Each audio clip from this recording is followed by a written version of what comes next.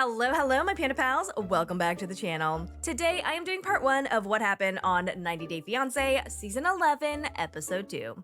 So, buckle it up, let's go for a ride. Let's check in with Stevi and Mahdi. Stevi is heading to the airport to pick up her little boo thing, and she is bringing this obnoxiously bright pink shirt that you could probably see from space. And she tells us that she is planning on changing into this shirt at the airport because she has to drive over a bridge to get there, and sometimes bridges make her puke. Ever since I was little, I've always gotten a little bit sick when I drive on bridges. I'm just gonna grab a bag in case I puke. That sucks. I would hate it if every single time I went over a bridge, there was a 50% chance that I was gonna be yakking up my breakfast. Stevie is like, you know, I'm pretty quirky. Maddie's probably gonna be a little surprised, but I really hope it's not bad enough for him to leave me over it. Now, what are some of these quirks? She doesn't wear pants when she's home. She is a little OCD about having everything put away exactly where it belongs. She falls asleep while she's eating breakfast, and she has night terrors. He knows about them, but he's never lived with them, so I think it's going to be different. Yeah, it's definitely gonna be different. I mean, I don't think he's gonna mind the pantslessness as much, unless, of course, your coochie's stanky. Stevie prepares to drive over that bridge, and Girly is not looking too hot. Oh my God, I shall vomit.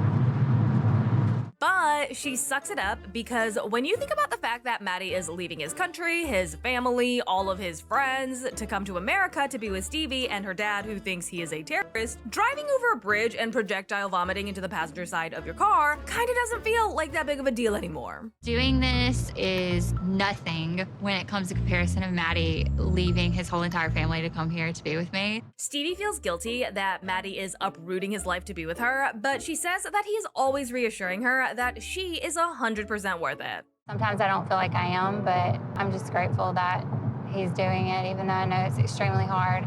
She is just crossing her fingers that the picture-perfect week they spent together in Turkey will be how every single day in America is going to be for the rest of their lives. Cause if it's not, she really doesn't know what she's gonna do. Mahdi arrives and they hug and kiss, and Stevie is super awkward, but in a very cute way. Look at me.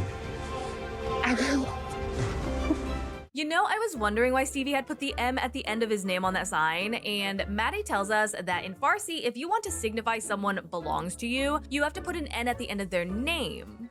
She has written Mahdim, which is like my Mahdi, and that felt perfect.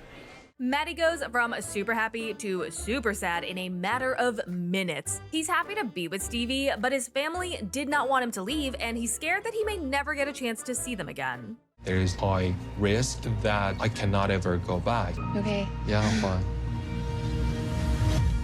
They get in the car and Stevie starts to freak out again because she has to go back over that bridge. And she's like, Mahdi, you have to talk to me because we are going over a bridge right now. Is this Babe, right? why are you talking about it? It's not a don't bridge, ask. babe. Okay, well, let's not talk about it. As they're driving, Mahdi is definitely experiencing some cultural shock. He cannot believe that bars are open, that men and women are just drinking together, and that women are walking around alone wearing booty shorts. If the government find out that you're gonna have a party which is not separated, they will arrest you. He tells us that in Iran, you don't get to choose what you wear, and then he reads a billboard that says, Hooters, make you happy. Whatever you love, America gives you the best taste of that, and it's super cool to me. I guess he's a boob man. All jokes aside, this whole experience right now must be so overwhelming for Mahdi. Like, this is the face of a man who has seen some shit. They check into their hotel, and Mahdi is like, whoa, I have never seen an American flag not on fire before. In my whole life, it was always on fire or people would walk on it. Then Mahdi asks how Stevie would feel if one day he did want to return to Iran, knowing that they may not let him exit the country ever again. Would you let me do that? If that's what you really wanted, but I would be extremely sad. It took us this long to get you here. Yeah. Stevie says that she is so hurt that Mahdi would even bring this up, especially because he's only been in the US for a few hours at this point. It's shocking to hear Maddie say that he might possibly want to go back within the first hours of being here, and honestly, it hurts. Girlie, why don't you travel to another country for potentially forever, giving up your life, your friends, your family, everything you've ever known, and see if you feel zero amounts of homesickness? Mans gave up everything for you, and all you did was drive over a bridge, so maybe cut him some slack? Let's check in with Mark and Mina. Mark is currently baby-proofing his house for the first time in like 30 years because Mina and Maria are finally arriving today. Mina told me months ago to start baby-proofing the house, which, stupidly, of course, I just started this morning. Mina is like, I had so many men wanting to be with me who could give me all of the riches in the world, but Mark was the only one who could put a baby in me, so I went with him. Which, isn't the most romantic thing I think you can say about your partner. So Mina actually has a son from a previous marriage, a 9-year-old boy named Clayton. So his passport did not arrive in time, so he actually has to stay behind in France with her sister and wait for his visa to go through before he can come to America. And if that takes too long, then Mina may have to go back to France, which means that they would have to go through this entire K1 visa process over again. Chose le plus dur que j'ai pu faire, c'est de laisser Clayton avec ma sœur à Paris. Now, I don't know if I could go to another country leaving my kids behind unless I knew that it was only going to be for a few days. But I gotta assume that this process for him is gonna take a couple of weeks at minimum. And I just couldn't do that.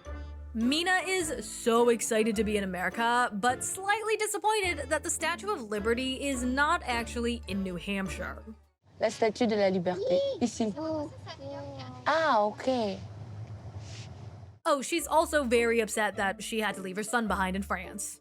Là, j'avais pas le choix par rapport à mon visa qui allait expirer. Je sais pas quand est-ce que son passeport il sera prêt. Then Mina tells us that when she left Clayton behind, he was like, please come back for me. Do not forget about me.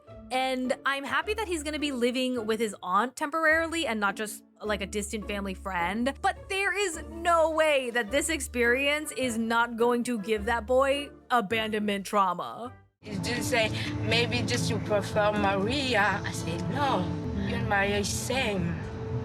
Oh my God. If he said that, that means that that's already been a thought in his head, that his mom prefers the baby over him. 100% he is going to need therapy for this. Mark and Mina are finally together again, and Mina is like, oh my gosh, I can't wait to snuggle, have you give me a nice long massage, and put another baby in me. Girlie, maybe you should wait until your son comes to America before you focus on baby number 3, okay? That doesn't really seem like that should be the priority here right now. They get home and Mina is like, damn, this house is big. Et à la maison, il y a aussi l'espace qui a la solitude, en fait. Quand Marc ne sera pas là, je dois apprendre le crochet, je crois. I mean, you are trying for baby number 3, so I think you'll be fine, okay? Your hands are gonna be very full being the sole caretaker for 3 children while he is gone for weeks at a time. Mark shows Mina Maria's bedroom and then Clayton's bedroom, and I guess Mark forgot to take down the family photos of him and his kids and his ex-wife. Marc, il aurait dû les enlever avant que j'arrive, par respect pour moi. Ils n'ont pas à être là, à ma présence. Yeah, considering the man has been divorced for almost a decade, I am surprised that he still has photos of his ex-wife all over the house. Overall, Mina is very underwhelmed. She doesn't love that the house isn't in a bustling city. She doesn't like that it's decorated very plainly. She doesn't love the size of the walk-in closet that he set up for her. And she doesn't love that the bathroom just has a shower and no soaking tub. Mais il y a beaucoup de choses que je dois changer. Et j'ai besoin de retaper tout, de tout en tout. Mark is like, so what do you think? And Mina is pretty much like, I don't know. Is New Hampshire where everyone goes to die? New Hampshire, I don't have the young people. You haven't seen New Hampshire yet, so... It's too hard. Mark was afraid that this was gonna happen because if Mina is anything, it is difficult to please. Sir, you are dating a spoiled princess. You can't really be that surprised when she starts acting like a spoiled princess. Dis, tu viens aux États-Unis, je vais te rendre heureuse.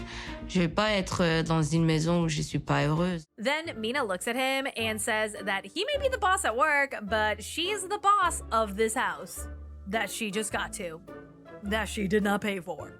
Essayez de lui donner ces 6 mois s'il y a une possibilité qui paraît sans regret, sans réfléchir. And that, my Panda Pals, is all I have for you today. I hope you enjoyed this one. If you are not subscribed yet, go ahead, click that subscribe button and give this video a big thumbs up and let me know down in the comments below what you thought. I hope to see you for the next one. And as always, thanks for not letting me ride this train wreck alone. Bye.